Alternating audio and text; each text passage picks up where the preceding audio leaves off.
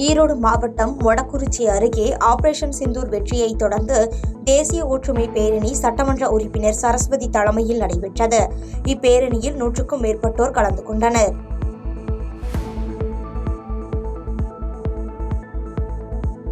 மதுரை மாவட்டம் பாலமேடு அருகே இருசக்கர வாகனம் மீது சரக்கு வாகனம் மோதி விபத்து ஏற்பட்டதில் இளைஞர் சம்பவ இடத்திலேயே உயிரிழந்த சிசிடிவி காட்சிகள் வெளியாகி பரபரப்பை ஏற்படுத்தியுள்ளது. மேலும் இத்தகவல் அறிந்து சம்பவ இடத்திற்கு வந்த காவல்துறையினர் இளைஞரின் உடலை மீட்டு பிரேத பரிசோதனைக்காக மருத்துவமனைக்கு அனுப்பி வைத்து வழக்கு பதிவு செய்து விசாரணை மேற்கொண்டு வருகின்றனர்.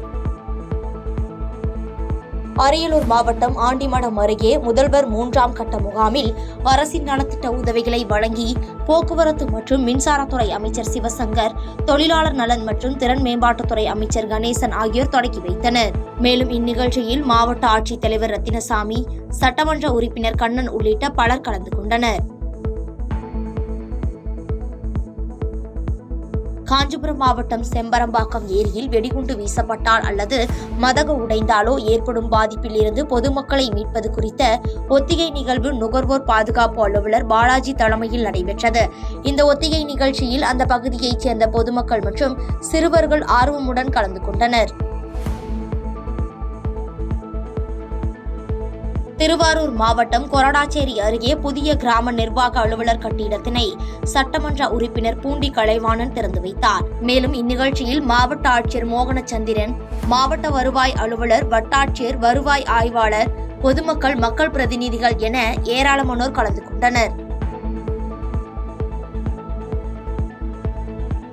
திருவாரூர் மாவட்டத்தில் மாவட்ட பதிவு அலுவலகம் மற்றும் சார் பதிவாளர் அலுவலக கட்டிடம் கட்டுவதற்கான அடிக்கல் நாட்டு விழா நடைபெற்றது.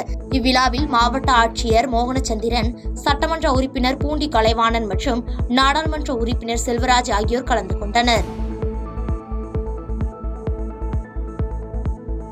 கடலூர் மாவட்டம் விருத்தாச்சலம் அருகே விவசாயியிடம் லஞ்சம் வாங்கிய கிராம நிர்வாக அலுவலர் லஞ்ச ஒழிப்புத்துறை அதிகாரிகளால் கைது செய்யப்பட்டார்.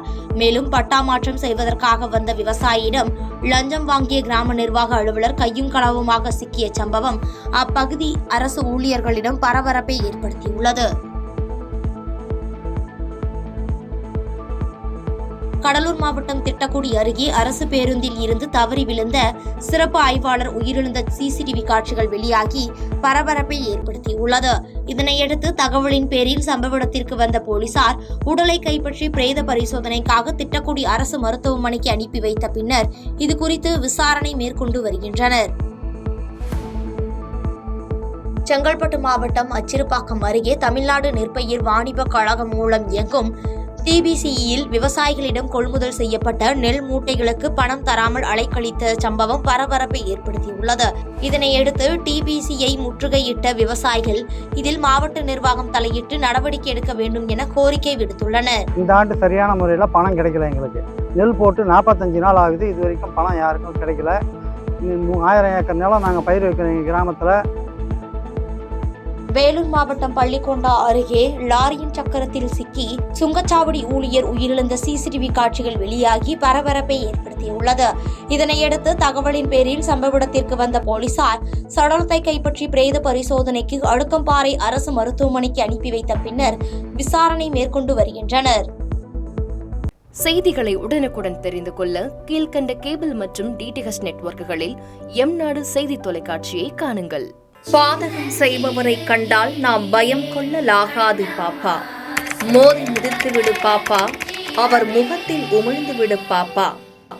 அண்மை செய்திகளை உடனுக்குடன் தெரிந்து கொள்ள இணைந்திருங்கள் எம்நாடு தொலைக்காட்சியுடன்.